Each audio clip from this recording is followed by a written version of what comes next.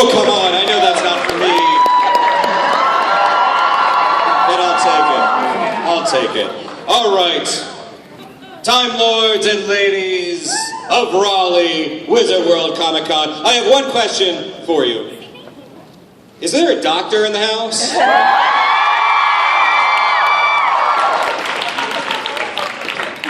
Not really impressed by that. It's good. But it wasn't great. But I think I know how to get to great. Hold on. Maybe. Oh, okay. Here we go. So if you got one of these, I want you to raise it up high. I want to get a good sonic screwdriver salute from you fine nerds of Raleigh. And I will ask one more time, Wizard World Raleigh Comic Con, is there a doctor in the house?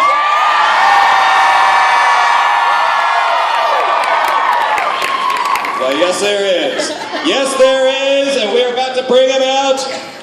Of course you know this gentleman from Broadchurch. Of course you know this gentleman from Hamlet. Of course you know this gentleman from Harry Potter. Of course you know him from Marvel's upcoming a.k.a. Jessica Jones. But I think you know and love him the most. Raleigh. Give me both of your hearts on this. Put your love together and give a nice Raleigh Comic Con welcome to Mr. David Tennant!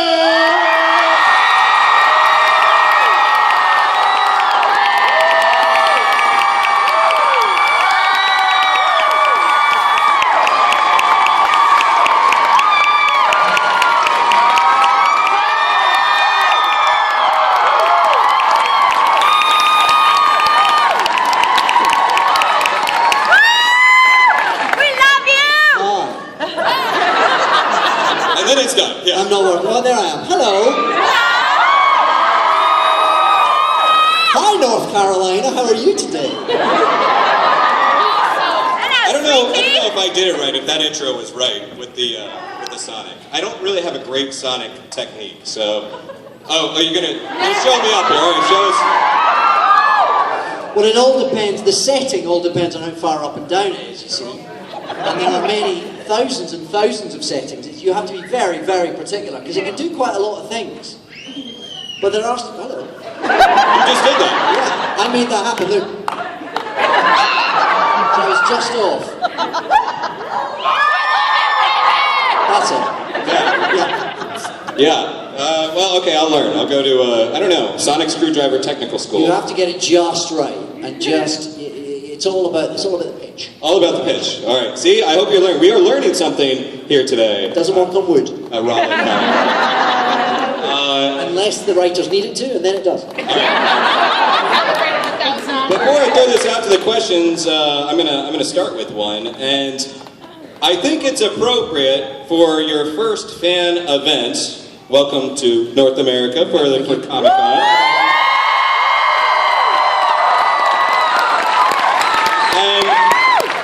2015 happens to mark the 10th anniversary of Doctor Who's return, so especially appropriate that we have number 10 on stage. See what you did there. That's why they pay me the big bucks, my friend. Yeah. Talk a little bit just about the return of Doctor Who 10 years ago, and I mean, do you look at all this and think it's a bigger impact? It's bigger than even before, and why do you think it's bigger now? Why is it bigger now? Russell T Davies, probably. I think he wanted to bring Doctor Who back. It was his idea. It was his passion, and I think he reinvented it and made it something that connected with people. And Doctor Who has always connected with people. I grew up a massive fan, so it was. And growing up, I think particularly in Britain in the 70s and 80s, it was something that everyone was aware of. It was part of the kind of cultural furniture, if you like.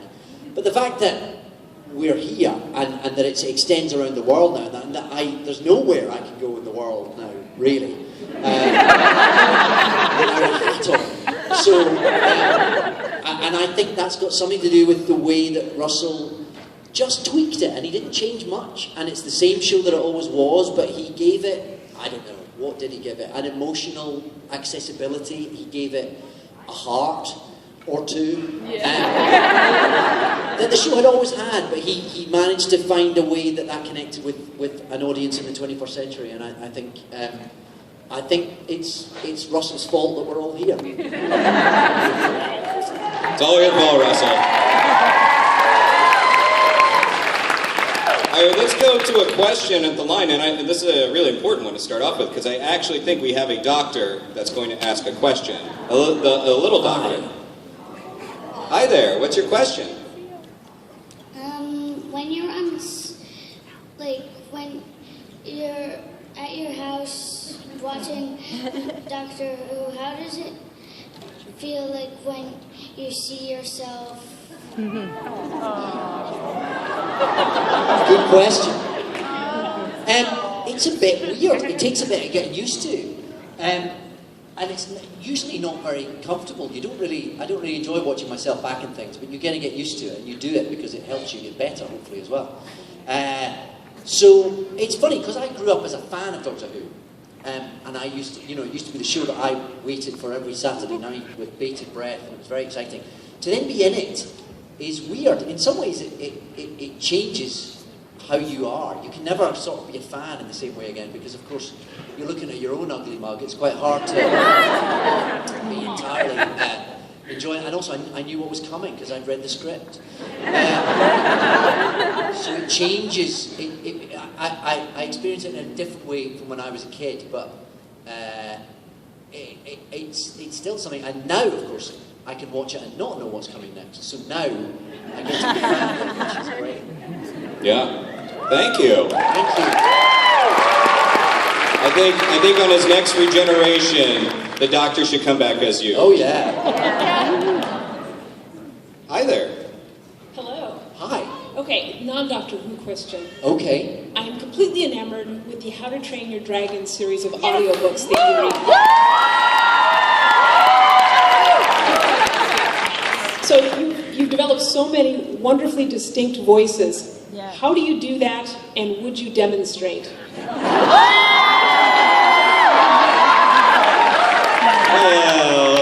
don't want to make the poor man perform on stage.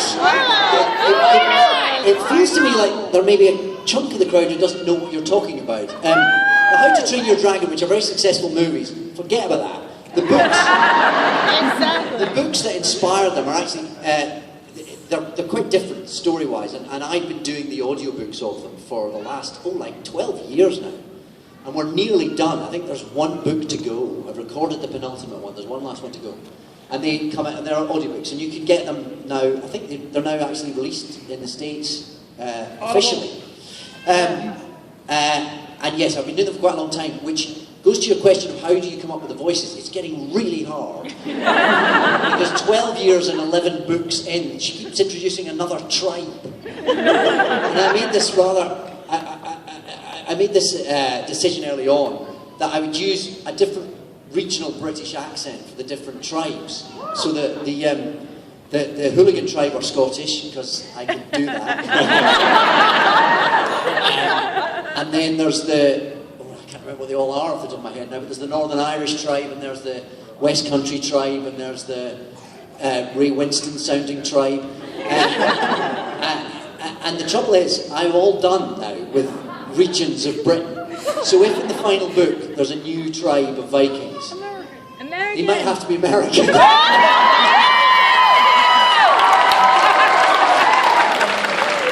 So, send me some sound files so I've got something to base it on.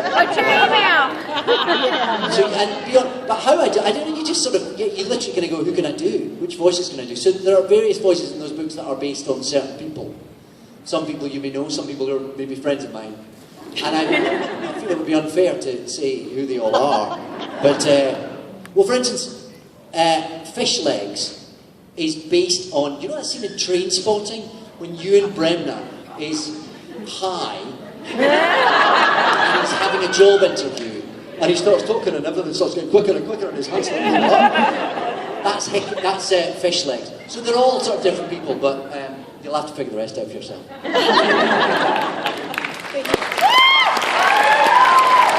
I just Never hope thought I'd be answering questions on a series of audio CDs. it's going to get tricky. I just Yeah. hope for the next tribe it's like all from Jersey. Make it all New Jersey Vikings. Hi there, or Minnesota would make more sense. Hi. Hi, David. Hi. How you doing? Okay, I want everyone to know that David Tennant just Joey Tribbian'd me. That's my heart. Okay, so my question is, they were obviously emotionally devastating for us, but which do you think was harder for your doctor? Saying goodbye to Rose or saying goodbye to Donna?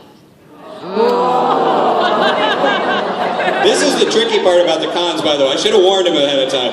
You are going to be put in uncomfortable positions and asked to comment on former co-stars and like, who do you like more, this or this, and who was harder to say goodbye to?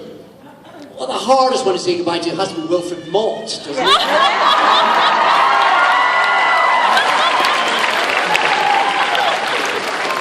Because then it was his fault, frankly. Oh, God. And because it's very hard to look at Bernard Cribbins and not feel moved, frankly.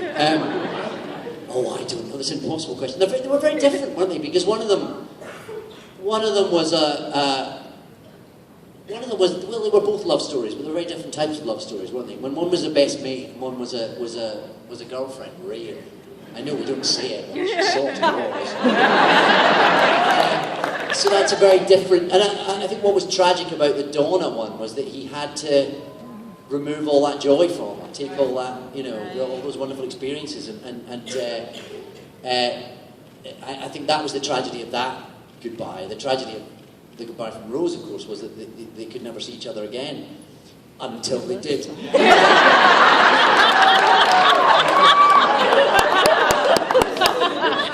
And how galling to watch someone who looks like you, who basically is you, get to do all the shagging you didn't get to do. I apologise for my language. No, please, continue. It's okay, it doesn't count as swearing in the States. Doesn't mean swearing. I think we should move on. I think the answer to go with is like, because now I'm telling you what answer to go with. I mean, it seemed like you had the hardest time saying goodbye to yourself, actually, and that was sort of unique within the show. Like you didn't want to go. No, I didn't want to go, and that worked on many levels. Yeah, it was very.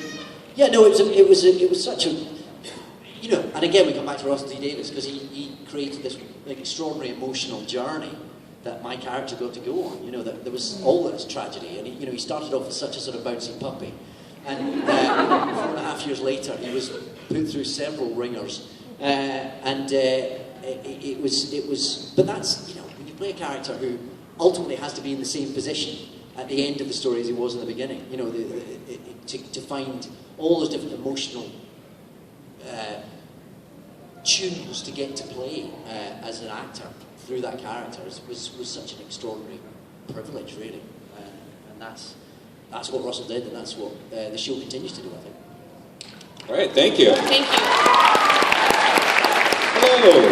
Hello. First of all, thank you so much for coming here. It's so great. Oh, are you kidding? It's great! Thanks for having me. And my question is, was there anything at the end of your run as the Doctor that you were allowed to keep, and is there anything that you wish you could have kept? What do I admit to now? Pretty sure the statute of limitations has passed, so you can't be taken in for anything. Well, I get presented with a little box by Phil Shellard, our head of props. He gave me it was a little case, and within it there was a stethoscope and a psychic paper and a little torch, which we actually very rarely used, but that was also one of the characters' sort of props, and a sonic screwdriver, and they were all given to me in a sort of presentation box, which was a very lovely thing. And I've got a copy of the costume, certainly hanging somewhere, top secret location. I don't know that I took anything else. Did I take anything else off the set? I think I did. Certainly nothing that I'm going to admit to. But you know, we all need a pension. So, no, I think I just took what I was allowed to take. I think. I can't remember. You would be off by like a police interrogation. That would be terrible. I don't think I killed anyone. What was I doing? How did that blood get on my Let person? me give you some DNA just so we can check. So you did good. I'll take it. So nothing he admits to, but nice little sets. You could always go back to the set now and then take something. Oh, I do that now every time I pass. Blame it on Capaldi. He's very light-fingered. Thank you very much. Hello. Who's your favorite Doctor Who villain? Oh, my favourite villain. That's tricky. I find it hard to have favourites of any of them, really. It feels wrong to have a favourite. It's like choosing between your children. It feels, you know, that would be inappropriate. Who's my favourite villain?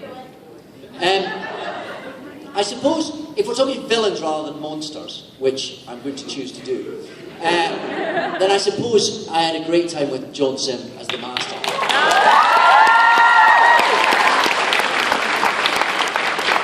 Partly because he was the Master, and also because he was John Sim, and he still is, in fact, I believe.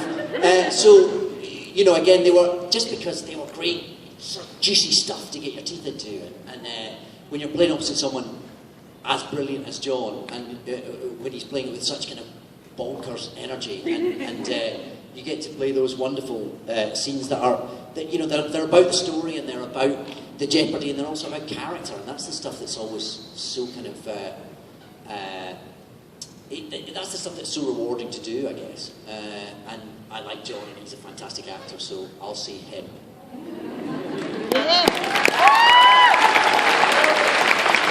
The young lady actually ran away after you started. Did she? Apparently it was not a satisfactory answer for her. She's like, I'm out. I'm sorry. Who did you prefer?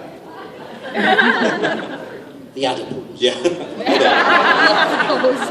Hi, Glenn Finney. Good to see you again. My girlfriend Allison and I really have appreciated the return of Broadchurch, by the way, to the Thank U.S. you.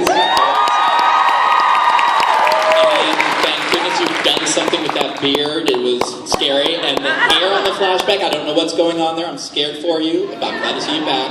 But that's not my question. I will mention also that I'm very jealous you got to spend time with Liz Sladen, and good on you for that. Yeah. But my question is this. Watching you in Casanova, which was great.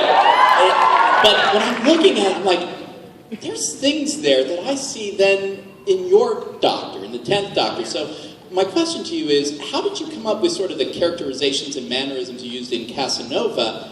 And do you think some of that carried over? And if so, what was deliberate and what just kind of leaked through? I think what carried over, well, obviously, again, we say Russell T Davies, and he wrote both of them, as I'm sure you're aware. So, and indeed, the 10th Doctor, the very fact that there was going to be a 10th Doctor, came around in quick succession to the filming of Casanova. So, I think Russell, and indeed, that was in some ways my audition for the role, although I didn't know it at the time. So I think anything that I was doing in Casanova was probably influencing the way that Russell then went on to write that character, I guess. I think in some ways there was a lot of the Doctor in Casanova to begin with, because I think, you know, that sense of adventure, that sense of sort of wonder, that sort of puppy dog enthusiasm, I think, was something that Russell very specifically carried on from one into the other, and you know, they both look a bit like me. They're both sort of filtered through my lanky frame, so I guess they're going to be similar in some ways. But also, I guess that voice, the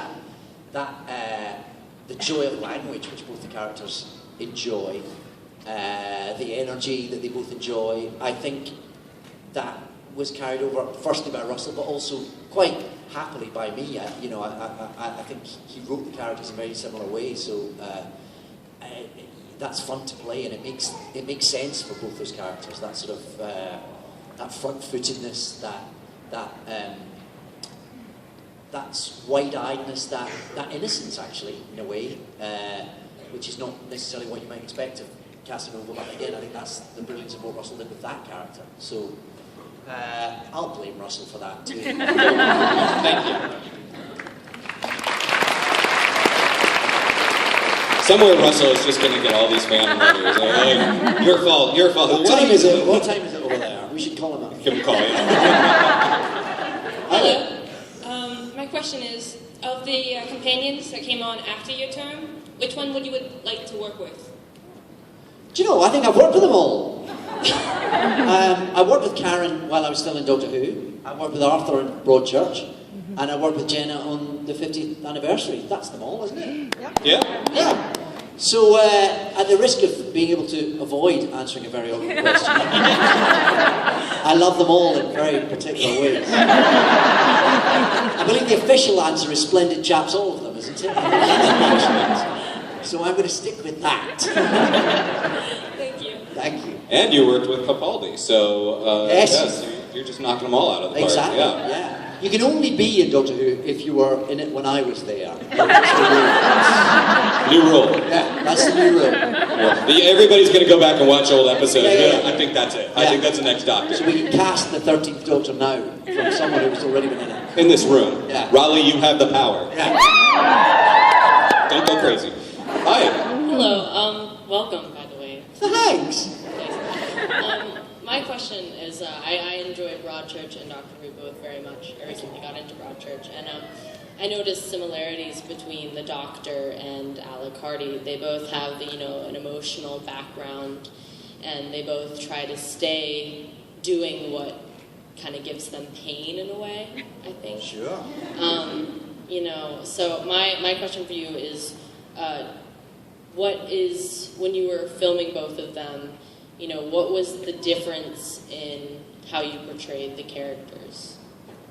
Well, I don't think you sort of are aware of what of striving for any differences or similarities between characters, really. All you try and do is the script comes in and you try and interpret it as best you can and filter it through the person and the actor that you are. So within that, you're not kind of going, oh, that's a bit like that character I played in that, or this is different from anything I've done before. You just try and make that person or alien or whatever it might be, or dragon, you just try and make them as believable and as real and as complicated and as honest as you can, really. So it's for others to, I suppose, judge what's similar and what's different between the work that you do. I mean, there's part of me, that's a bit of an old lovey that likes the idea of sort of transforming yourself from one thing to another, whether that's by growing a beard or cutting your hair or wearing blue contact lenses or whatever. Those are little moments of being someone other than yourself is something that you strive for, but at the same time you're also trying to tie everything into kind of an emotional sense that you can identify with as well. So it's a bit of an amalgam of all that, I suppose. Which is my long-winded way of saying, I don't know. Thank you.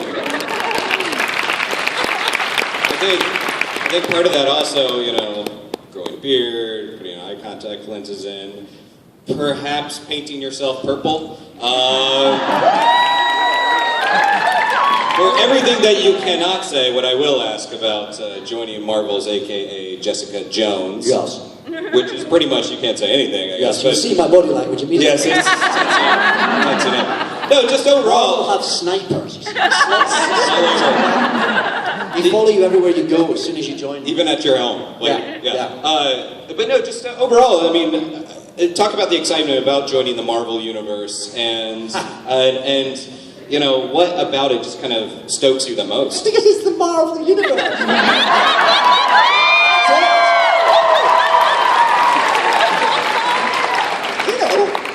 It's insane. Again, this is something I grew up with. It's like my 8-year-old self doesn't know what to do with himself. I grew up reading the Hulk, and I think comic books are a glorious, wonderful art form, and I think Marvel is, you know, one of the things that we'll be looking back on in 100 years' time, and they'll be one of the cornerstones of our cultural existence. I think, so to be part of all that, and to be, and you should read these scripts, they're really good. It's just so very exciting. I was in, and the other day, I was, when we started, I met Joe Quesada, who's like a Marvel guy, he's like the head. And he said, yeah, come down the offices anytime you like. I went, oh yeah, okay, plenty cool. Sure, I could,